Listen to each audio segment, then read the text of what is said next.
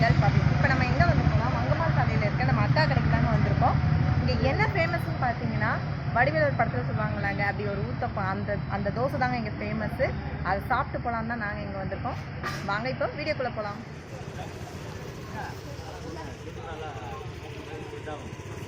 வணக்கம்க்கா. எத்தனை வருஷமாக்கா அந்த கடை? கடை 4 வருஷம். 4 வருஷம் ஆச்சு. நம்ம கடையில் என்னக்கா ஃபேமஸ்? இங்கே வந்து தோசை வெரைட்டிஸ் நிறைய கிடைக்கும். வடிவேல் தோசை ஃபேமஸ். வடிவேல் தோசை அந்த படத்தில் வர்ற மாதிரி போட்டு. ஆமாம், அதே மாதிரி. வேறு என்னென்னாக்கா? இங்கே வந்து பார்த்திங்கன்னா நான்வெஜ்ஜில் வந்து சிக்கன் சுக்கா ஃபேமஸ்ஸு. அது வீட்டு டைப்பில் நிறைய பேர் வாங்கியிருக்காங்க. சிக்கன் சுக்காவில் ஒரு ஃப்ரைட் ரைஸ் போடுவோம். ஆமாம், அதுக்கு நிறைய மற்றபடி எல்லாமே வீட்டு சமையல் வீட்டு முறையில் நாங்கள் திருச்சி பண்ணுற செட்டிநாடு வெரைட்டிஸ் வந்து நாங்கள் வீட்டில் பொடி எல்லாமே நாங்கள் வீட்டில் ரெடி பண்ணி பண்ணுவோம். நம்ம எதுவுமே கடை. ஓகே ஃப்ரெண்ட்ஸ், நீங்கள் வீட்டு சமையல் சாப்பிடணும்னா நம்ம அக்கா கடைக்கு வந்து சாப்பிடலாம். வேறு என்னக்கா நீங்கள் நம்ம கடையை பற்றி? இங்கே மத்தியானம் வந்து ஸ்பெஷலாக போட்டுட்ருக்கோம். மீன் சாப்பாடு, சிக்கன் சாப்பாடு இதெல்லாம் 50 ரூபாய்க்கு கொடுத்துருக்கோம். ஆமாம், அது இப்போது வேலை பார்க்குறவங்களுக்குலாம் பட்ஜெட்டுக்குள்ளே வரும். அதனால் எல்லாருக்கும் ஓரளவு கட்டுவோம். நம்ம பட்ஜெட்குள்ளே சாப்பிடணும்னா நம்ம அக்கா கடைக்கு வந்து சாப்பிடுங்க. மத்தியான சாப்பாடு 50 ரூபாய்க்கு மீன் சாப்பாடு கொடுக்குறாங்க. அப்படிதானக்கா?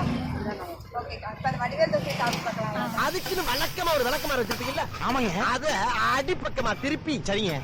வரட்டுன்னு ஒரு 4 இழுப்பு இழுத்து சரிங்க. நல்லா கழுவி விட்டு சரிங்க. இன்னும் நிறைய மாவு எடுத்து பெரிய ரவுண்டாவும் இல்லாம சின்ன ரவுண்டாவும் இல்லாம சரிங்க. பொதுவா ஒரு ரவுண்ட ஊத்தி 4-5 வெங்காயத்தை போட்டு பொடியா நறுக்கி அப்படியே மேலாப்ல பரபர தூவி விட்டு சரிங்க.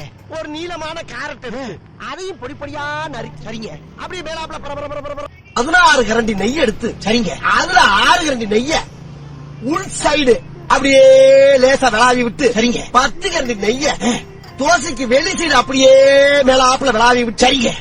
இட்லி பொடி இருக்கு பாத்தீங்களா, அதை அப்படியே அள்ளி மலை சாரல் மாதிரி அதை மேலாப்ல பரபர அப்படியே பேய விட்டு அப்படியே ரெட்டி கிடந்த முருக விட்டு அழகா மடிச்சு கமன்னு ஒரு ஊத்தப்பத்தை எடுத்துட்டு வாங்க சரிங்க. அன்னைக்கு ஊத்தப்ப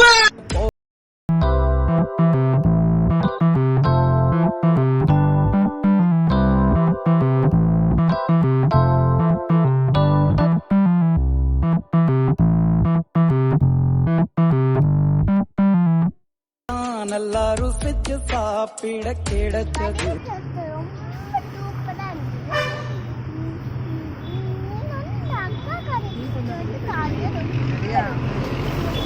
அந்த தோசை கூட மீன் குழம்பு ஆர்டர் பண்ணியிருந்தோம். மீன் குழம்பு அப்படி வீட்டில் எப்படி செய்கிறோமோ அதே டேஸ்ட்டில் தாங்க இருந்தது.